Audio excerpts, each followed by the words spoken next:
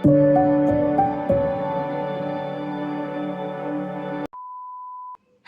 Friends, स्वागत करता हूं आप सभी का chemical effect of electric current के पार्ट 2 में। मैंने अपने लास्ट पार्ट में चीज पहले ही बताई थी कि जो टॉपिक है ये लेंदी है, डिस्टर्बिंग है, ठीक है, परेशान कर देगा और इसके पार्ट अलग अलग बनेंगे ताकि आपको इजीली समझ में टॉपिक आए, क्योंकि एक वीडियो में मैं अगर वन शॉट लेके चला जाऊं इसे तो आपके लिए समझना थोड़ा बोरिंग भी हो सकता है और मुश्किल भी हो सकता है। थोड़ा थोड़ा करके आप चीज़ों को अगर समझेंगे, एक एक सिरे से जब आप चलेंगे तो आप इजीली चीज़ों को समझ पाएंगे। जैसे पहले पार्ट का अगर हम रिकैप एक बार कर लें, हमने उसमें इलेक्ट्रोलिसिस, इलेक्ट्रोलाइट, है ना, इलेक्ट्रोमेटलर्जी, कैथोड एनोड, उनका जो रिएक्शन होता है, ये सब के बारे में हमने जाना था। कुछ टर्म्स के बारे में, voltmeter, voltameter, ammeter, cell जो होता है, इन सब चीज़ों के बारे में हमने जाना। तो पिछली जो वीडियो थी वो वैसी काम भर लंबी थी और उसमें मैंने काम बहुत सारे टर्म्स के बारे में आपको एक्सप्लेन किया था। अगर आपने वो वीडियो नहीं देखी है तो mind support education main channel पे जाइए, वहां पे वो वीडियो देखिए। उसके बाद अगर आप पार्ट 2 देखते हैं तो आपके लिए ज्यादा कन्वीनियंट रहेगा चीजों को समझना। ये बात आप भी जानते हैं। Well, chemical effect of electric current part 2 की इस वीडियो में हम उन्हीं जहां तक हमने छोड़ा था टॉपिक को, वहां से आगे बढ़ेंगे और आगे बढ़ते हुए आपको वो चीजें जानने को मिलेंगी ना जो कि बहुत ज्यादा इंटरेस्टिंग है जानना। लेकिन तब जब आप ढंग से समझो। कब समझ पाओगे? जब आप ढंग से रहोगे, ढंग से वीडियो देखोगे, समझोगे, चीज़ों को फोकस्ड रहोगे। ऐसा नहीं है कि एक तरफ वीडियो चल रही है, हम सोच रहे हैं हाँ ये टॉपिक बहुत ही ज़्यादा लेंदी है, कोई नहीं, वीडियो चल रही है मैं समझ जाऊंगा, कोई बात नहीं, मैं नोट्स बना लेता हूँ, ये तो बोल ही रहा है, मेरे कान में वॉइस जा रही है। ऐसा बिल्कुल नहीं करना है। लेक्चर वीडियो या जो भी एक्सप्लेनेशन चल रही है, आपको उस पर फोकस्ड रहना है। ऐसा नहीं कि आप नोट्स बनाने बैठ गए या आप क्वेश्चन सॉल्व करने बैठ गए, है ना, आप न्यूमेरिकल्स लगा रहे हैं, ऐसा नहीं करना है दोस्तों। जो बताया जा रहा है आपकी स्क्रीन पे, आप उसको देखते हुए समझोगे ना, आपके लिए बहुत कन्वीनियंट रहेगा समझना चीजों को। इसके पीछे का लॉजिक भी मैं आपको बता दूं। आप जब चीजों को देख और सुन दोनों कर रहे हो ना, जितने सेंस ऑर्गन आप यूज करोगे, आपने चीज जानी भी होगी पहले, जितने सेंस ऑर्गन इस्तेमाल करोगे चीज को समझने में, उतनी जल्दी और उतनी अच्छे से वो चीज याद होगी आपको। तो आप कानों से तो सुनोगे आप नोट्स बनाते हुए या कुछ और करते हुए, बट आप देख नहीं पाओगे। देखोगे ना तो आपको बहुत जल्दी चीजें याद भी होंगी और समझ में आएंगी। बिकॉज वो एक्सप्रेशन और वो जो चीजें आपको ऐसे थॉटफुली अब मैं समझाऊंगा, मेरे एक्सप्रेशन सब कुछ, है ना, थोड़ा सा फेस एक्सप्रेशन सब कुछ आपको बदलेगा। आपके साथ जब चीजें बदलेंगे, आप वॉइस तो सुन ही रहे हो, वॉइस तो आपके कान में पड़ रही है, लेकिन अगर आप देखोगे भी तो आप और जल्दी याद कर पाओगे चीजों को। सो ये था हमारा बहुत छोटा सा लेकिन थोड़ा कम लंबा इंट्रो। सो बिना टाइम वेस्ट किए अब अपनी वीडियो को करते हैं स्टार्ट। सो नाउ उससे आगे बढ़ते हुए अब हम क्या जानेंगे। हमें पता है कि गुड कंडक्टर बैड कंडक्टर क्या होते हैं, हमें पता है कंडक्टर क्या होते हैं, इंसुलेटर क्या होते हैं, नॉन कंडक्टर क्या होते हैं। लास्ट पार्ट अगर आप अब देख कर आ रहे हैं तो आपको पता होगा कि क्या होते हैं, मैंने उस वीडियो में एक्सप्लेन किया है। और आपने अभी तक ये चीजें अपनी पिछली क्लासेस में जाना ही होगा या फिर क्लास में भी टीचर ने बताया होगा कि कंडक्टर क्या होते हैं, नॉन कंडक्टर क्या होते हैं, इंसुलेटर्स क्या होते हैं, ये सब आपने पहले ही जाना होगा। वेल, ये जो छोटा सा आपको डायग्राम यहाँ पे देखने को मिल रहा है, ये क्या है, अभी तक आपको क्या समझ में आया? होप सो कि आपको ये बल्ब तो क्लियर हो गया होगा। बल्ब क्लियर हो गया ना? ये क्या बनाया मैंने? बल्ब बनाया है। अब उसको किया क्या है कि अटैच कर दिया है एक बैटरी से। नहीं, आपको पता होगा कि क्या है, छोटी जो एलईडी टाइप बल्ब आते हैं छोटे, उनको बैटरी में लगा के और वायर से लपेट के सेटअप बनाया जाता है। ये नेगेटिव टर्मिनल, ये पॉजिटिव, इसके नेगेटिव पे इसको कनेक्ट करके जब आप कनेक्ट करोगे जैसे ही, तो कनेक्ट होने के बाद जब आप वायर को यहाँ पे नेगेटिव टर्मिनल से जब अटैच कर दोगे, जो कनेक्ट हो जाएगा तो वो बल्ब ग्लो करने लगेगा। ये तो आपको कॉन्सेप्ट आपका क्लियर ही होगा, नहीं है तो अभी मैंने बता ही दिया। अब ये है क्या, ये क्यों है, क्यों ऐसा बनाया गया, ये भी तो अब प्रश्न आपके दिमाग में होना चाहिए। अगर आप साइंस पढ़ रहे हैं और आपके दिमाग में क्वेश्चंस नहीं आ रहे, डाउट्स नहीं आ रहे कि ये क्यों हुआ, कैसे हुआ, कब हुआ, क्यों, क्या कारण क्या था, है ना, इसके पीछे का लॉजिक क्या है, अगर ये चीजें आपके दिमाग में नहीं आ रही हैं, इसका मतलब है कि आप साइंस नहीं पढ़ रहे हैं। बात यहीं समाप्त हो जा रही है। अगर आपको ये चीजें नहीं आ रही मन में, मतलब आप साइंस नहीं पढ़ पाते, आप साइंस पढ़ ही नहीं सकते, आप पढ़ ही नहीं रहे साइंस। इसका मतलब यही हुआ, क्योंकि साइंस में चीजें जो होती है ना, सीधे सीधे समझ में नहीं आ जाती। ये एसएसटी हिंदी इंग्लिश नहीं है। एसएसटी भी उसमें क्या होता है कि आपको रटना पड़ता है, चीजों को समझना कम होता है ना। आप एसएसटी में रट लिए, आपको आपने स्टोरी याद कर ली, अगर हिस्ट्री बात करें स्टोरी आपने पढ़ ली, समझ में आपको चीजें आ गई, सिविक्स है तो आपने टर्म्स याद कर लिया, आपको समझ में आ गई, है ना, उसमें आपको सीधे सीधे चीजें समझ में आ जाती हैं। साइंस में ऐसा नहीं होता। साइंस में आप सोचोगे कि क्यों बना है, क्यों ऐसा बनाया गया, इसको कैसे बनाया गया, कारण क्या था, इसके पीछे का लॉजिक क्या है, इसका यूज क्या होगा, ये सब चीजें आती हैं दिमाग में। अब मैं बताता हूँ कि ये क्या है। देखिए ये जो चीज है इसको हम कह सकते हैं डिटेक्टर। अब ये डिटेक्टर इसको क्यों बोलेंगे, डिटेक्टर का मतलब सबको मालूम है ना, जो चीजों को डिटेक्ट करता है। आपने मेटल डिटेक्टर नाम का एक डिवाइस का नाम सुना ही होगा, सबने सुना होगा। सो ये भी एक तरीके का डिटेक्टर है। आप सोचोगे यार ये तो बल्ब जल रहा है, ये कैसे डिटेक्ट कर सकता है, बिल्कुल कर सकता है। देखिए करेंगे क्या कि जैसे हमें अगर पता लगाना है ना कि कोई चीज पुअर कंडक्टर है या गुड कंडक्टर है, हम उसको इस चीज के कांटेक्ट में जब लाएंगे, है ना, जैसे कि ये जो हमारी वायर है, ठीक, इसको कोई भी एक जो कंडक्टर हमें पता करना हो उसको हम इसके आसपास ऐसे कांटेक्ट में लाएंगे, जैसे कि मैंने वायर लाई है, ठीक है। अब अगर ये जो बल्ब है ये तेज ग्लो कर रहा है, बहुत ज्यादा ग्लो कर रहा है, ठीक है, एकदम लाइट अप कर दिया है, इसका मतलब है कि वो जो भी चीज हमने उससे अटैच की, जैसे कि यहाँ पे जो वायर हमने अटैच की है, मान लीजिए कोई भी चीज आप इससे, बट उस वो वायर फॉर्म में होनी चाहिए, यानी कि उसका पॉजिटिव टर्मिनल नेगेटिव टर्मिनल से कनेक्टेड होना चाहिए, तभी तो बल्ब ग्लो करेगा। कनेक्ट करने के बाद अगर बल्ब ग्लो कर रहा है तेज, इसका मतलब है कि वो चीज क्या है, गुड कंडक्टर, गुड कंडक्टर। अब यार पिछले हर पार्ट की तरह, हर वीडियो की तरह मैं इस बार भी यही कहूंगा कि राइटिंग पे थोड़ा सा मत जाना, थोड़ा इग्नोर करना, आप चीजों को समझो। अगर ये बल्ब तेज ग्लो कर रहा है तो क्या है, गुड कंडक्टर, गुड, ठीक है।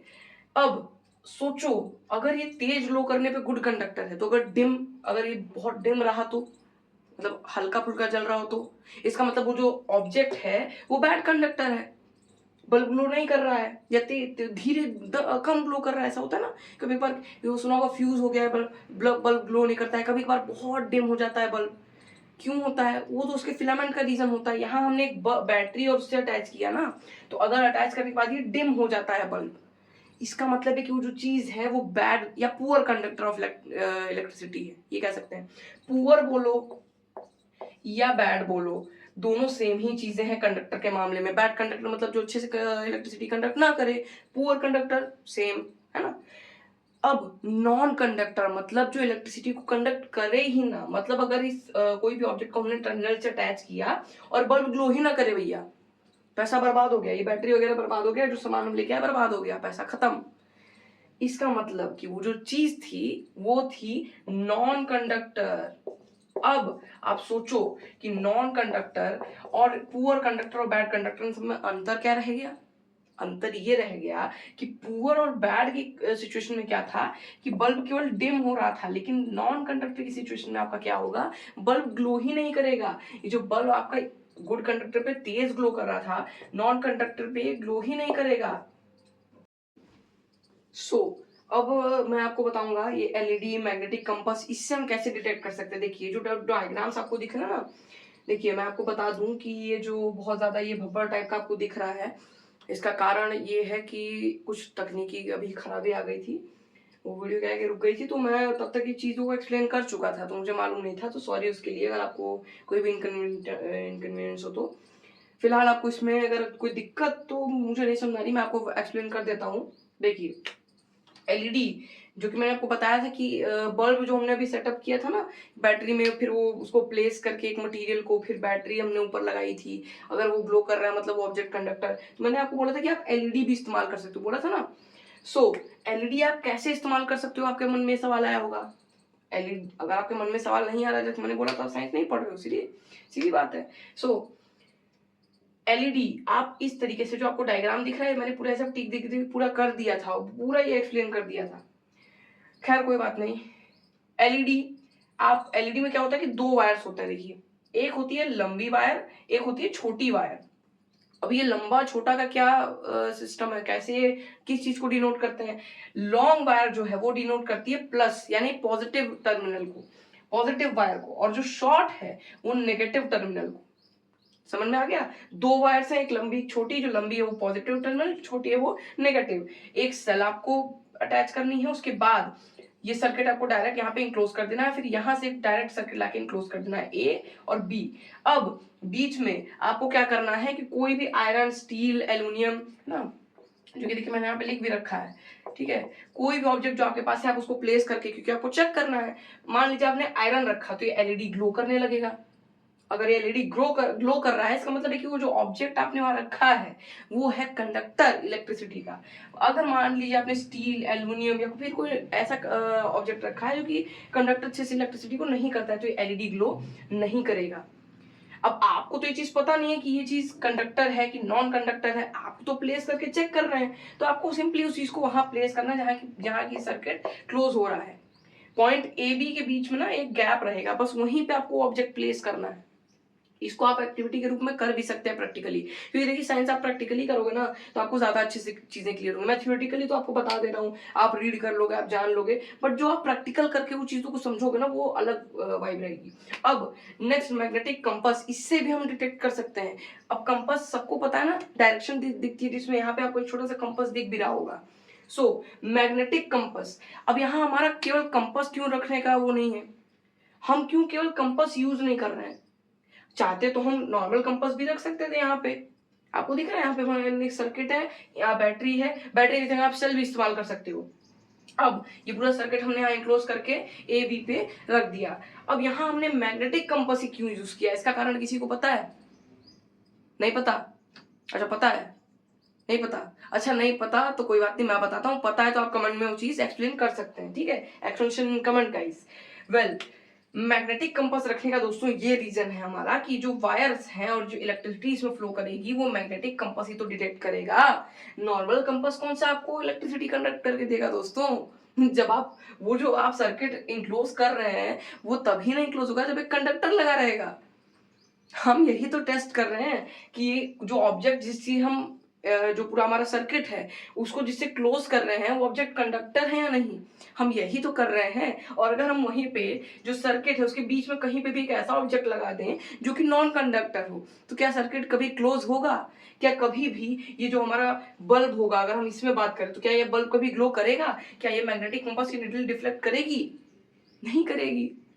देखिए, जब ये पहले ऑब्जेक्ट मान लीजिए ये हटा दीजिए, ठीक है, ये वायर है आपकी पूरी, यहाँ पे एक मैग्नेटिक कंपास लगा है और यहाँ पे है सर्किट। अब यहाँ पे आपने एक ऑब्जेक्ट जो भी आपके पास है आपने प्लेस कर दिया, तो होगा क्या? अगर ये ऑब्जेक्ट कंडक्टर रहेगा, आपको तो मालूम नहीं है, बट अगर ये ऑब्जेक्ट कंडक्टर रहा तो होगा क्या, ये बैटरी से आपको एनर्जी मिल रही है और ये मैग्नेटिक कंपास की जो निडल होगी वो ऐसे ऐसे ऐसे ऐसे डिफ्लेक्ट करने लगेगी, हिलने लगेगी, मूव करने लगेगी सिंपली, ठीक है। अब इसी चीज से आप समझ सकते हैं कि ये जो ऑब्जेक्ट है ये कंडक्टर है या नॉन कंडक्टर। समझ रहे क्यों? क्योंकि ये सर्किट इंक्लोज हो गया। अगर सर्किट इंक्लोज हो रहा है उस ऑब्जेक्ट को रखने से मतलब सिंपल है कि वो ऑब्जेक्ट जो है कंडक्टर ही है। समझ में आई चीजें? ये दोनों आपको होप सो कि क्लियर होगा। डायग्राम और राइटिंग पे मत जाइएगा, मेरा बस एक समझाने का आपको तरीका था ये। एंड होप सो अगर आपको डायग्राम चाहिए, एक्चुअल बढ़िया से आपको डायग्राम अगर सुंदर वे में आपको चाहिए तो एक काम करूंगा मैं एंड में क्या करूंगा ना कि ये दोनों डायग्राम बना के प्रॉपर यहाँ पे एक यहाँ वीडियो के एंड में लगा दूंगा, तो आप उसको वहां से देख लीजिएगा, ठीक है। अगर आपको ये चीज क्लियर नहीं हुई हो तो, क्लियर होगी तो फिर मस्ती करो यार, क्या दिक्कत है ना। ये चीज अगर देखने में थोड़ी भब्बड़ सी लग रही हो, आपको अच्छा नहीं लग रहा हो, तो मैं एंड में लगा दूंगा, ठीक है। तो ये तो था आपका सिस्टम डिटेक्टर का, ठीक है। अब ये आपको क्लियर है तो अब हम बढ़ेंगे आगे, एक सीढ़ी और ऊपर चढ़ते हुए हमें क्या पता चलेगा, ये बस आगे आपको पता चल जाएगा कि आपको अब क्या पता चलेगा। तो दोस्तों, जब हमने जान लिया कि डिटेक्टर क्या होते हैं, कैसे इस्तेमाल करना है, काम क्या होता है, आखिर हम उन्हें यूज कैसे कर सकते हैं, हम उन्हें एक्टिविटीज में कैसे ला सकते हैं और उनका जो स्ट्रक्चर है उसको कैसे बनाना है, जब इतना सब कुछ हमने जान लिया है तो आइए अब ये भी जान लेते हैं कि फ्लो ऑफ इलेक्ट्रिसिटी लिक्विड और कोई भी ऐसा सोल्यूशन हो उनमें कैसा होता है। यानी कि अगर हम जो प्लेस कर रहे थे मटेरियल्स को, अगर हम सर्किट को इंक्लोज करें या फिर हम उन्हीं चीजों को टेस्ट करें, इन चीजों को उसी तरीके से डिटेक्ट करने के लिए, तो क्या होगा, आखिर क्या वो बल्ब ग्लो करेगा या नहीं। सबसे पहले है प्योर वाटर। क्या प्योर वाटर उस बल्ब को ग्लो करवा पाएगा? आपको क्या लगता है? कमेंट में बताइए, अभी टाइप कर लीजिए कमेंट में पॉज करके वीडियो। चलिए, अब प्योर वाटर नहीं बल्ब को ग्लो करवा सकता, ऐसा क्यों है दोस्तों? क्योंकि देखिए प्योर वाटर में कोई भी सॉल्ट या कोई आयन, जैसा कि मैंने बताया था आपको कि अगर किसी सोल्यूशन में, पिछले पार्ट में, अगर किसी सोल्यूशन में आयंस प्रेजेंट नहीं है तो वो सोल्यूशन कभी भी इलेक्ट्रोलाइट नहीं हो सकता, यानी कि उसमें कभी भी इलेक्ट्रिसिटी नहीं कंडक्ट हो सकती। क्यों? क्योंकि इलेक्ट्रिसिटी को कंडक्ट करते हैं आयंस। प्योर वाटर में आयंस प्रेजेंट ही नहीं है भाई, तो कहां से ये इलेक्ट्रिसिटी को कंडक्ट कर लेगा? सो बल्ब ग्लो नहीं करेगा, और ये क्या है? नॉन कंडक्टिंग है, नॉन कंडक्टिंग। ठीक है। अब NaCl सोल्यूशन है, सोडियम क्लोराइड का सोल्यूशन, क्या ये बल्ब को ग्लो करवा पाएगा? क्या लगता है? ये एक सॉल्ट है दोस्तों, और NaCl का सोल्यूशन बिल्कुल बल्ब को ग्लो करवा सकता है, क्योंकि जैसा कि मैंने आपको बताया कि अगर किसी सोल्यूशन, लिक्विड, किसी में भी अगर सॉल्ट या आयंस प्रेजेंट हैं तो क्या होगा कि उसमें इलेक्ट्रिसिटी फ्लो करेगी। Next, milk. क्या मिल्क करवा सकता है इलेक्ट्रिसिटी को कंडक्ट? बिल्कुल नहीं दोस्तों। क्यों? क्यों नहीं करवा सकता? अभी आपको रीजन पता है, अब आपको रीजन पता चल गया है, अब आप ये सारे सॉल्व कर लोगे। क्या है कारण कि मिल्क नहीं करवा सकता दोस्तों? क्या लगता है आपको कारण क्या है? कारण यही है कि मिल्क में वो आयंस प्रेजेंट नहीं है जो कि चाहिए होते हैं इलेक्ट्रिसिटी को कंडक्ट करने के लिए। इसको इग्नोर करिए, ये छोटी सी मिस्टेक है। तो मिल्क क्या करेगा कि कंडक्ट नहीं कर पाएगा इलेक्ट्रिसिटी को दोस्तों। Next, cooking oil. यहाँ सरसों का तेल, रिफाइंड ऑयल, कोई भी आप सोच सकते हैं। कुकिंग ऑयल मान लीजिए, नॉर्मली क्या लगता है, कर लेगा क्या? नहीं कर पाएगा। अब आपको कारण पता है, मुझे बताने की जरूरत भी नहीं है। क्यों नहीं कर पाएगा? क्योंकि इसमें सॉल्ट या कोई भी आयन प्रेजेंट नहीं है जिससे कि इलेक्ट्रिसिटी कोई कैरी कर ही नहीं पाएगा। जब कैरी नहीं होगा तो इलेक्ट्रिसिटी कंडक्ट कहाँ से होगा? नेक्स्ट, एक वाटर का सोल्यूशन जिसमें थोड़े अमाउंट में सल्फ्यूरिक एसिड प्रेजेंट है, H2SO4। अब बताइए कि ये कर पाएगा या नहीं? ये आपके ऊपर मैं छोड़ता हूँ। ये लास्ट वाला क्वेश्चन मैं आपकी समझदारी पे छोड़ता हूँ, मेरे एक्सप्लेनेशन के बेसिस पे। आप कमेंट्स में इसका आंसर बताइए। इसका आंसर मैं नहीं बताऊंगा आपको, ठीक है? Water containing small amount of H2SO4 sulphuric acid है दोस्तों। ध्यान दीजिए, सल्फ्यूरिक एसिड एक पानी में डिसॉल्व किया गया है। अब ये वाटर प्योर है या नहीं, आप कुछ भी अपने हिसाब से मान लो, मेन ये है सल्फ्यूरिक एसिड। इसके बेसिस पे, आप अभी तक के एक्सप्लेनेशन के बेसिस पे इसका आंसर कमेंट्स में मुझे बताइए। सो ये रहा हमारा part 2 of chemical effects of electric current. अभी आपके अंदर करंट दौड़ रहा होगा। नहीं दौड़ रहा है यार? दौड़ देना चाहिए यार। दौड़ रहा है आपके अंदर करंट। आप अभी पूरे के पूरे मजे में हो इस टॉपिक को समझने के। आपको समझ में आ रहा है ये टॉपिक, अब आपको मजा आ रहा है चीजों को जानने में, क्योंकि आपको टर्म्स क्लियर हो रहे हैं। अब आपको समझ में आ रहा है, प्रोसेस समझ में आ रहा है। अब आपको इजी लैंग्वेज में वो चीज जानने को मिल रही है जो आपको बुक में कॉम्प्लेक्स थी। दोस्तों, अगर आपको ये सीरीज अभी तक अच्छी लग रही हो तो इस पार्ट को भी लाइक करिए, रिस्पॉन्स करिए, अच्छा उसी की तरह सपोर्ट करिए इस वीडियो को और हमारे चैनल को, माइंड सपोर्ट एजुकेशन।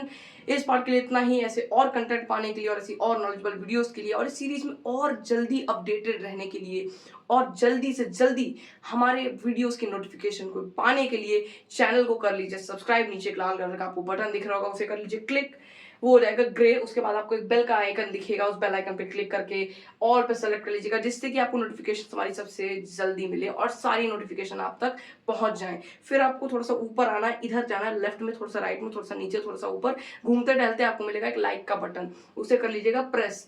प्रेस करेंगे तो हो जाएगा ब्लू। बस इतना प्रोसेस आपको करना है, उसके बाद तो कुछ है नहीं। हाँ, अगर आप चाहें तो इस वीडियो को ज्यादा से ज्यादा लोगों में शेयर करिए ताकि उनकी भी नॉलेज बढ़े और उन्हें भी इन चीजों के बारे में पता हो।